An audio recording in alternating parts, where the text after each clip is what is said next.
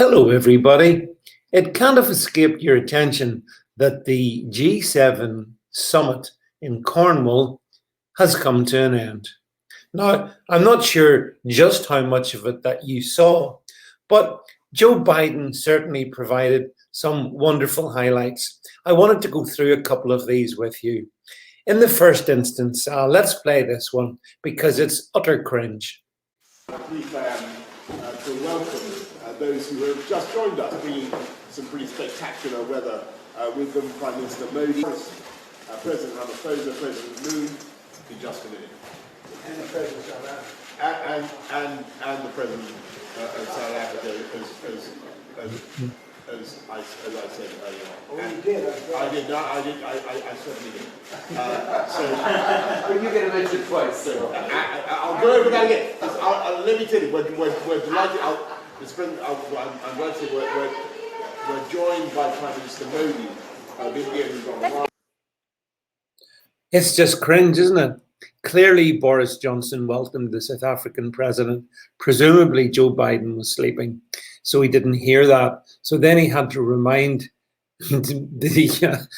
Boris to welcome someone who'd already been welcomed. And he did it. Did you see him punch the air? Like, hey, I've struck a blow against apartheid. I've struck a blow against racism. Really, really strange behavior from Biden. It just got worse. Watch this.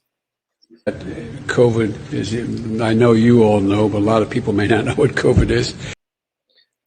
Right? A lot of people may not know what COVID is.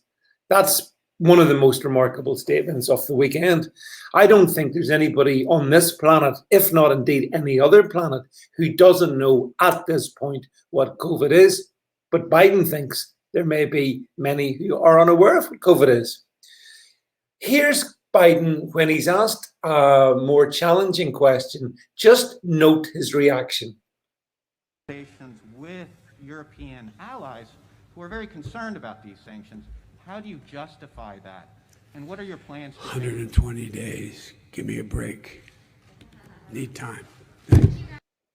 Oh, he needs time. Okay, he definitely needs time. He needs to be put in a care home because when he's challenged, as you just noticed there, he was absolutely incapable of giving any response. All he says is, come on, man, 120 days. Come on, give me a break. So that's the shenanigans from Biden. But one of the other things that I found very touching from the G7 conference was the commitment to fight climate change and make the environment better. Here's an example of that. See if we can, let's see if we can get this one brought up on screen if I can. Let's see. Here we go. Hang on, folks.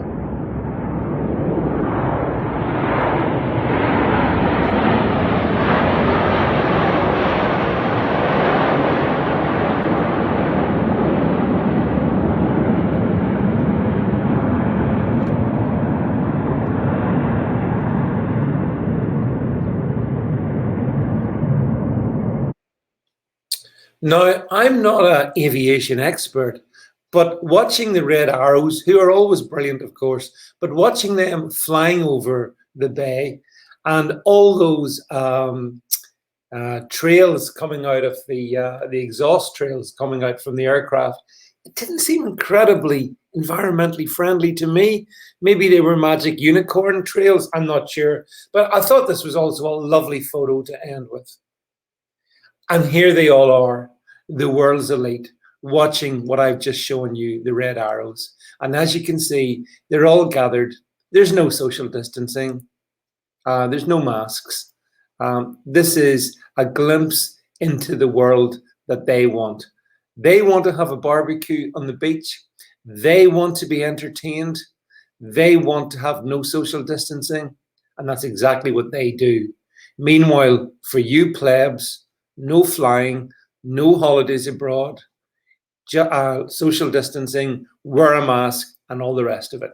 If ever you wanted to understand what hypocrisy is, all you had to do was watch the highlights of the G7 summit. Thank you, folks, very much for listening, and I hope to catch up with you very shortly. Thanks. Leave a comment, by the way, in the thread below so I know your thoughts. And once again, many, many thanks.